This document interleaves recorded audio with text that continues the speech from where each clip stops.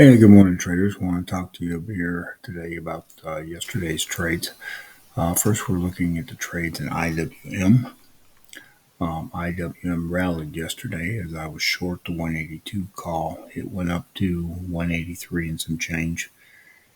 And so yesterday, what I did is I bought back the 182 call I was short. I sold it here, as you can see, for 72 cents on Monday.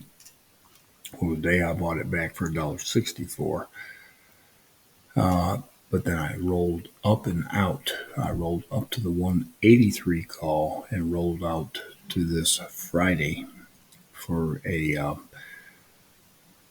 207. So it was a credit overall, about 43 cents. So you can see my overall cost. I am now just 3 cents per contract in debit. So that's a major improvement.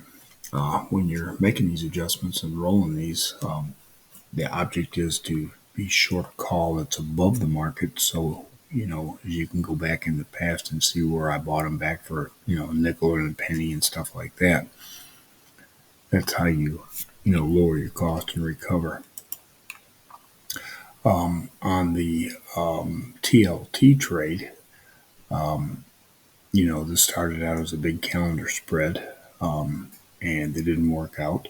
So I've turned it into a vertical call spread. Again, same principles in the IWM, just selling, rolling, reducing my cost.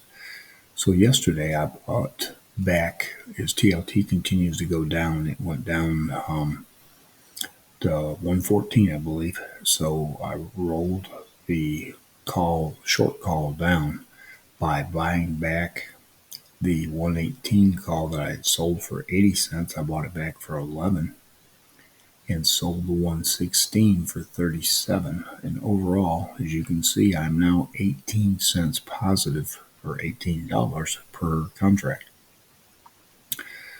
So it's going to expire this Friday.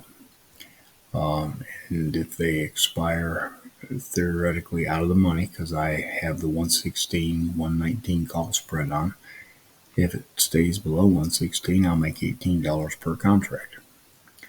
So there's an update. And on Apple, I'm looking today to possibly sell the put side of this to turn this into maybe an iron condor. So if Apple continues to rally today, I'll probably sell something in the neighborhood of like a 147, 145 put spread. But tune in for tomorrow's video to find out.